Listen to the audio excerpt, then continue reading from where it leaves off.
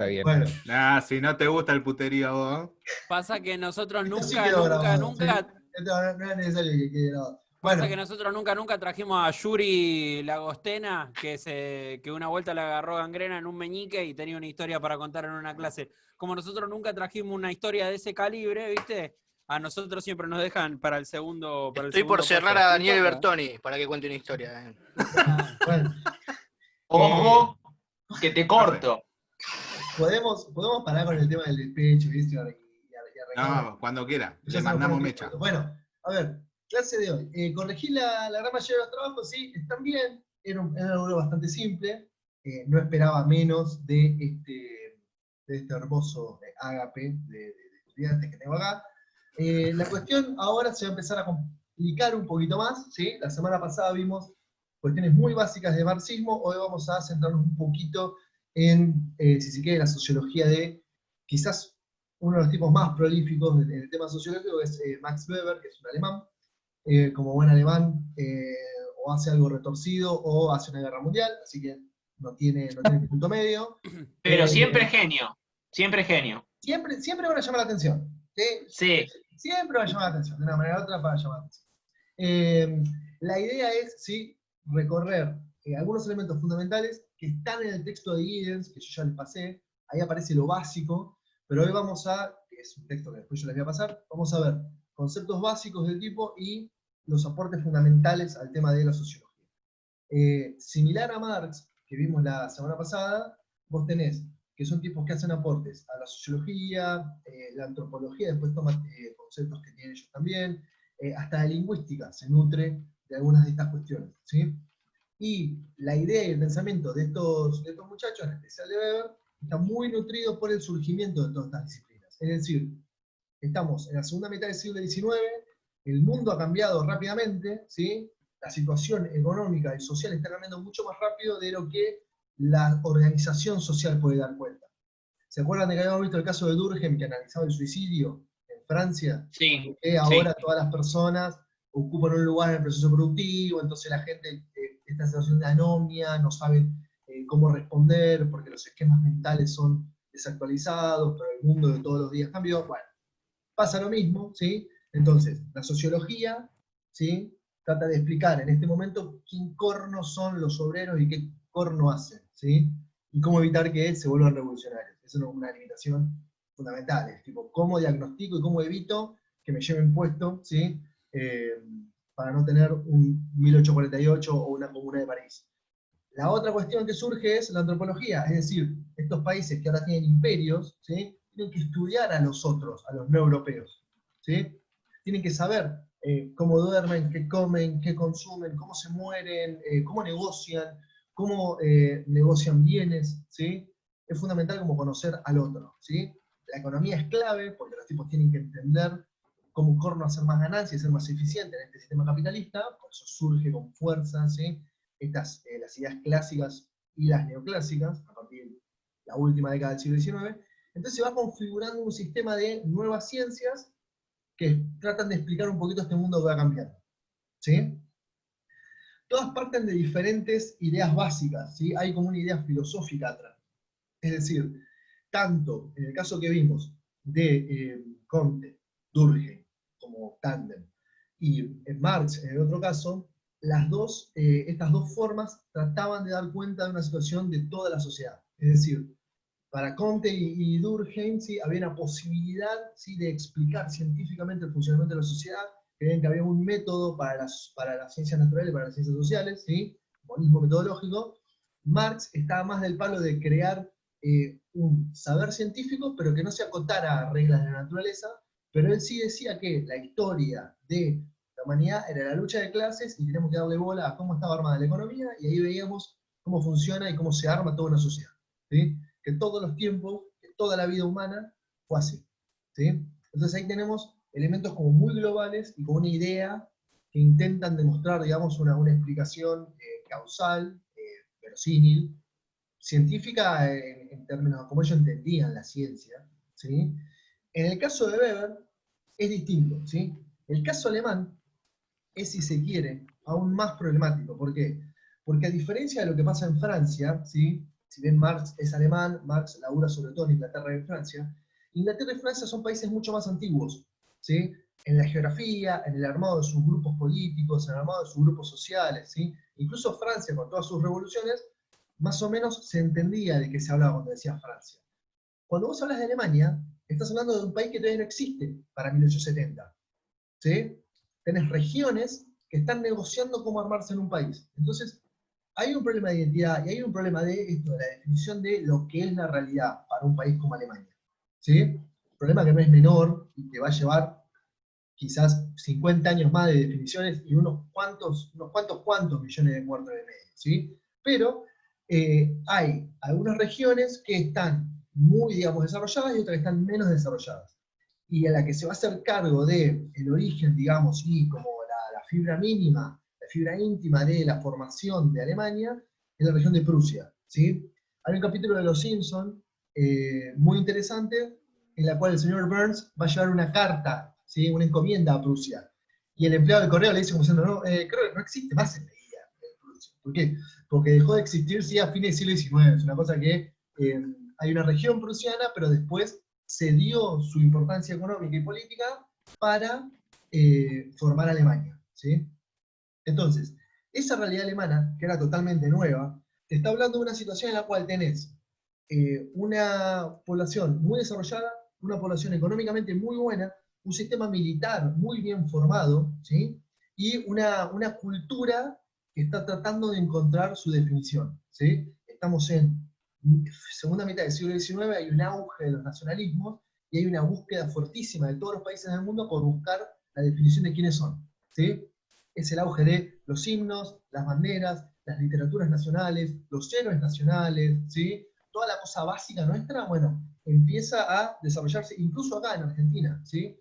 En Argentina empieza a haber un debate muy fuerte respecto de si vamos a reconocer nuestra herencia colonial española o no, si vamos a terminar como abrazando más un liberalismo inglés con el positivismo francés, o vamos a reconocer la raíz española, si se quiere, con su cultura y su modo de entender la realidad. Bueno, cada país está sujeto a esto.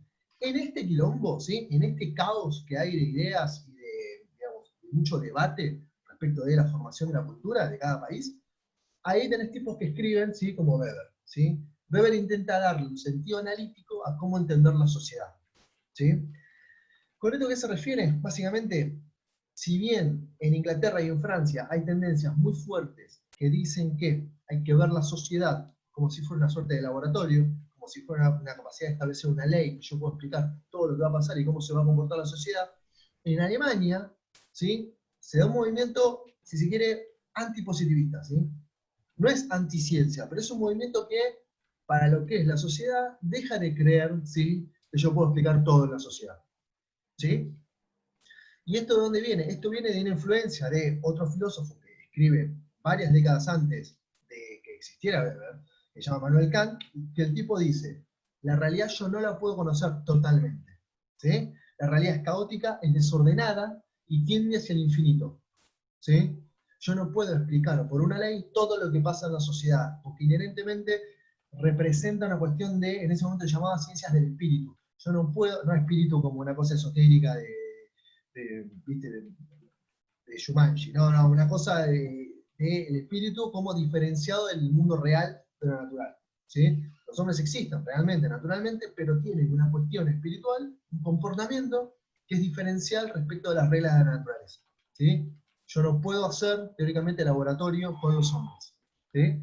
Aunque haya muchos experimentos sociales después, ¿sí? Y Durkheim lo que te está diciendo es, la gente se suicida y tengo una explicación casi de ley de por qué la gente se suicida, eso creía Durkheim, ¿sí?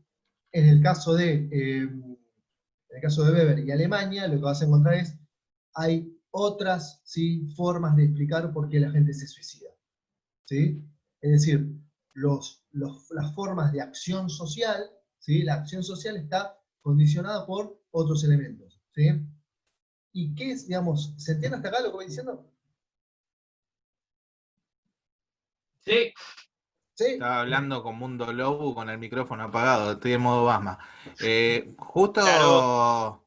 Justo justo algo de ahí de lo que estaba diciendo con respecto al tema de los suicidios y todo, ese debe ser una tasa importante ahora con el tema post-virus, ¿o no?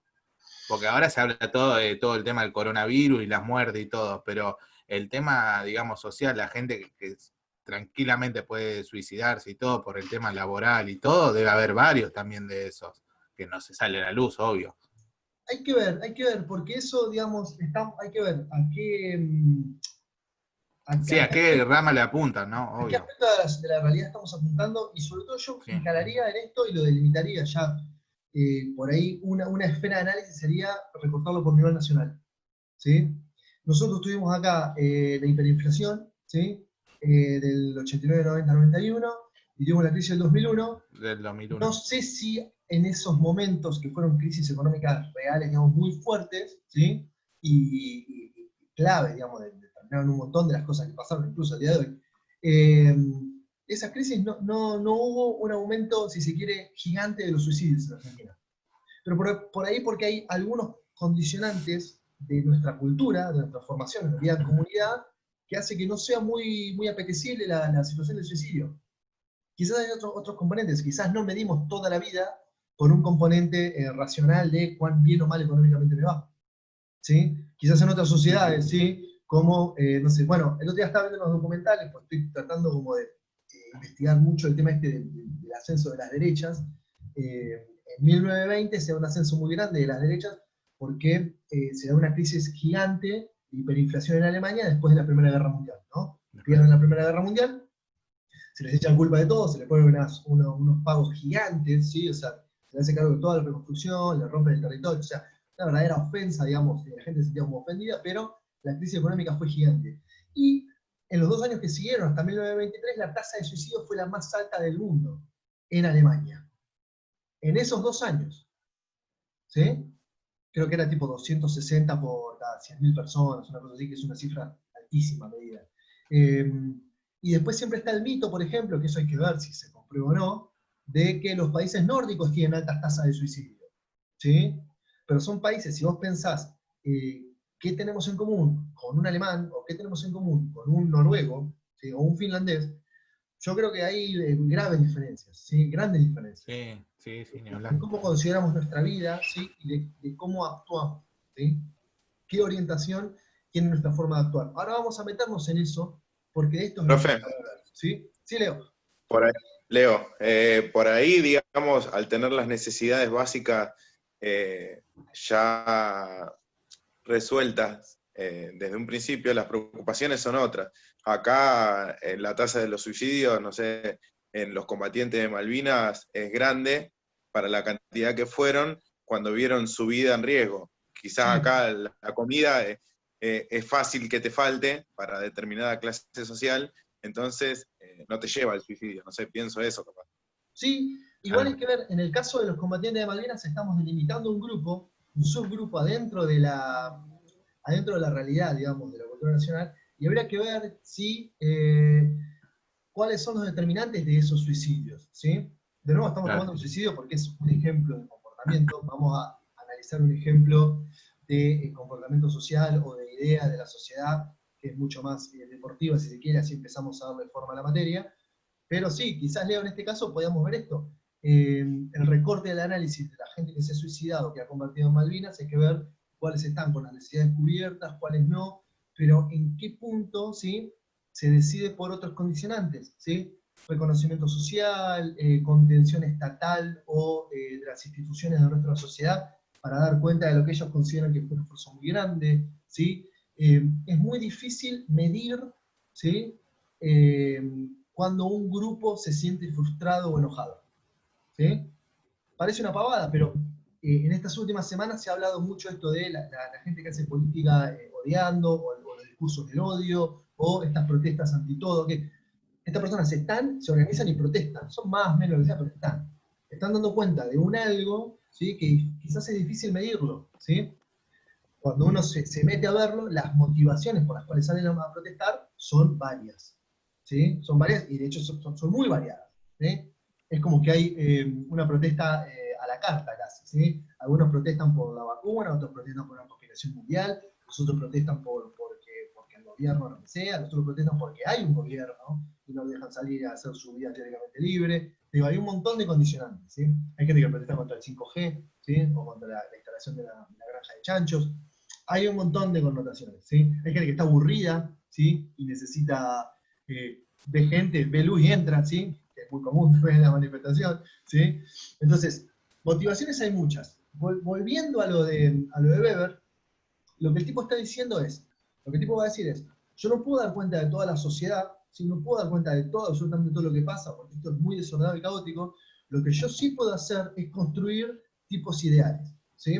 El tipo ideal, sí, es una construcción conceptual por la cual yo abstraigo algún elemento de la realidad que yo como investigador o como lector de la realidad estoy viendo, ¿sí?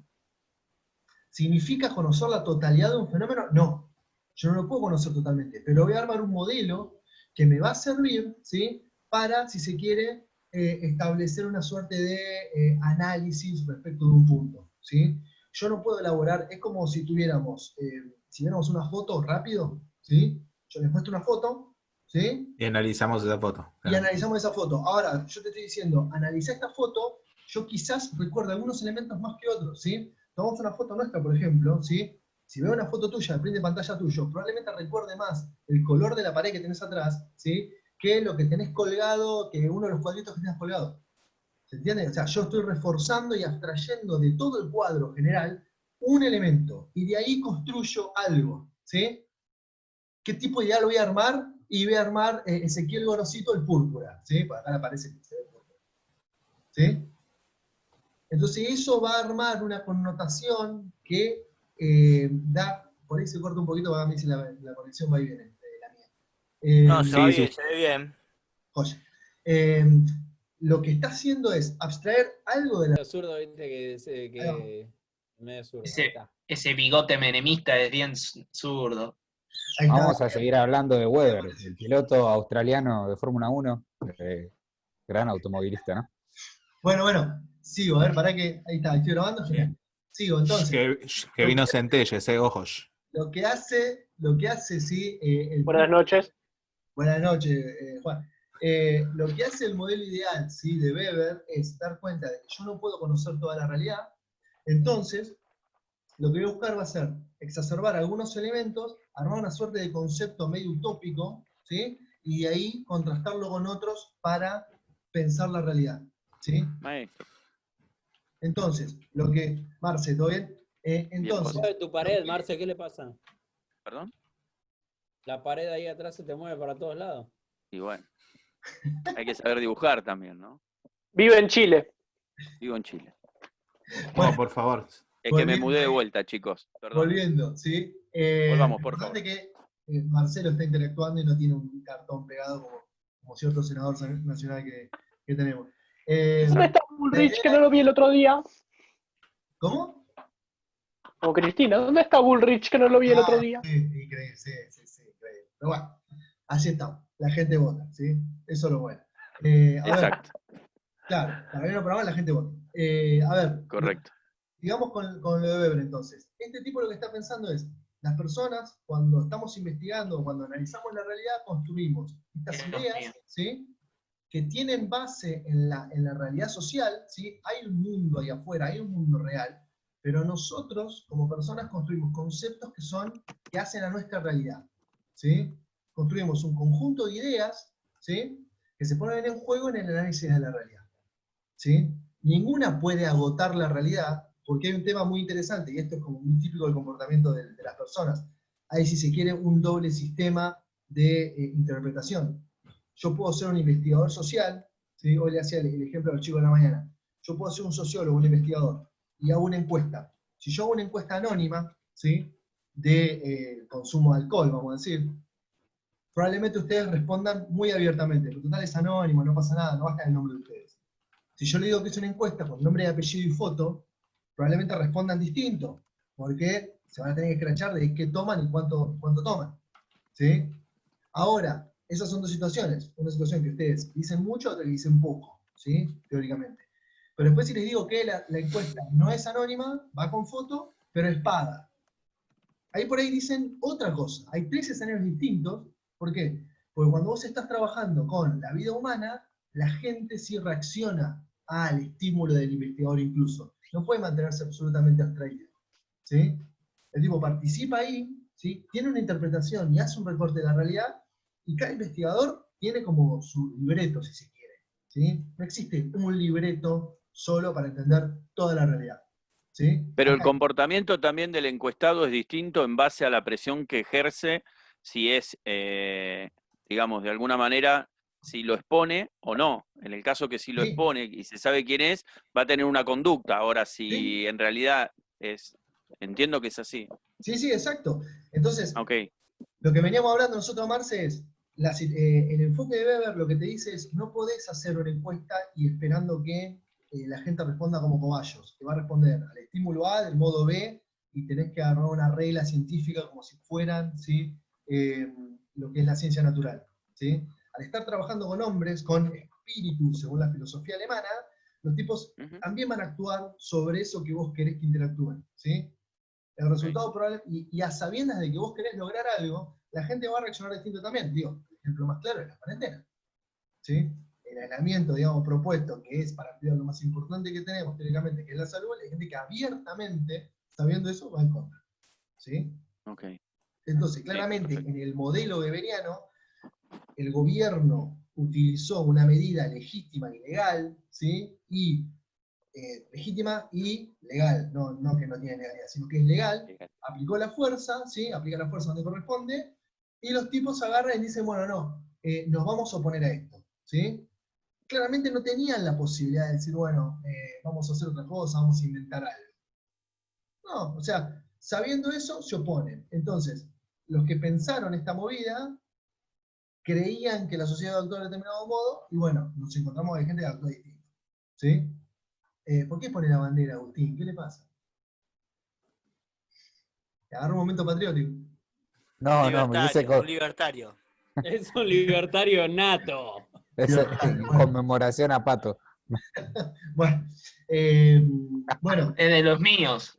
¿se entiende esto? ¿Sí? ¿Se entendió Sí. lo que estamos diciendo? Ahora vamos a, ¿sí? Miércoles de Filminas, ¿sí? ¿Miércoles de qué? De Filminas. Filminas. Ah, ok. Ah, ok. No lo entenderías. No lo entendería. No, Gracias, Alberto. no lo entiendo. Estaba viendo a Horacio Pagani enojado, por lo que vi. Sí, Yo que después tampoco vamos a lo ver, después vamos a trabajar un ejemplo de eso, claramente, ¿sí? ¿Ven acá la pantalla? Sí, perfecto. Claramente mi pasión sigue siendo el diseño y mejora semana a semana, ya lo sé. Cada día mejor, ¿eh? Cada día Sí, sí, mejor. ya hay color. Fíjate esta Muy flecha, bueno que mirá esta flecha, Podrán- no, mirá. Increíble. ¡No! Y que mágico. lo mágico. bueno es que la letra es tipiada. ¿Qué hace Romano acá? Estoy viviendo una realidad paralela. Olvídate. Sí. Podrán imitarte, pero igualarte jamás, ¿eh? Claro. Igual, a ver, los dos de División Miami se calman. Vamos a poner el video de División Miami y se calman los dos, ¿sí? Sí, dale, Es dale. así. Si van a poner un fondo, vamos a poner un fondo con palmera, con flamenco rosado, no sé. Algo que venga a la ocasión. Bueno, a ver, entonces, ¿qué venimos diciendo? Max Weber, ¿sí? La idea filosófica que está atrás es que la realidad es desordenada, múltiple e infinita, ¿sí? Un verdadero canto a la certeza humana, ¿sí? Entonces, lo que dice es, el investigador tiene un aspecto subjetivo que lo lleva a recortar la realidad de cierta manera. Es decir, todos tenemos ideas sobre la vida social y son nuestras ideas que están formadas por alguna condición propia nuestra. Las ideas que yo tengo sobre el mundo no son las que tiene Centelle, no son las que tiene Marcelo, no son las que tiene Gore. ¿Se entiende? ¿Sí? Entonces, como yo, como investigador o como lector de la sociedad, recorto